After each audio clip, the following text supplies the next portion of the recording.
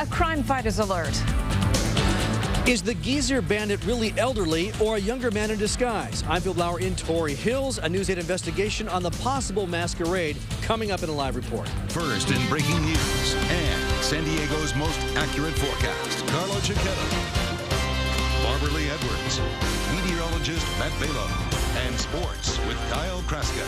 This is News 8 at 6:30. It could be a mask. There's no question about it, because I think the texture of the skin looks a little different. Tonight, an expert makeup artist is taking a closer look at the so-called geezer bandit, and so are crime fighters. The million-dollar question, is this crook really a master of disguise? Good evening. Half a dozen banks have been hit, and now the FBI is trying to figure out if the elaborate crime spree is actually an elaborate hoax pulled off by a young criminal. News 8's Phil Blauer joins us live from Torrey Hills tonight with the possible telltale signs in this News 8 investigation. Phil? Well, Barbara Lee and Carlo, this U.S. bank branch here on Carmel Mountain Road in Torrey Hills was robbed by the geezer bandit back in early October. Since then, he has struck 3 more times, and tonight there are growing suspicions that he's not elderly at all. In fact, his face may be made from rubber.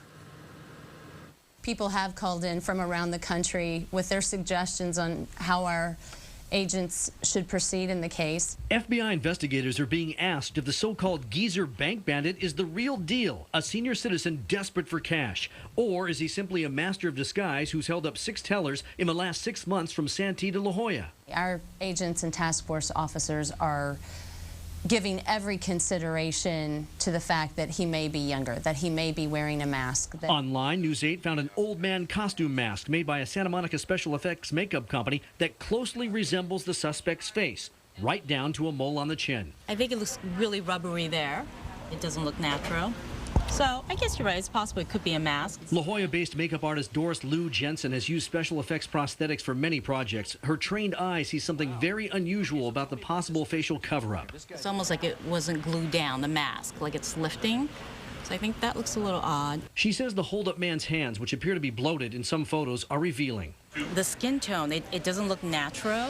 I think someone who's naturally that old would have age spots and maybe some veins, thin skin, maybe a little bit of readiness to his skin. Just looks pasty. Lou Jensen says eyeglasses can also help block a mask's flaws, and she believes the robber's attempts to conceal his identity are sloppy. Sounds like to me this guy needs to come see you for yeah, he needs to come. I'll fix his makeup for him. Hopefully he'll never contact me.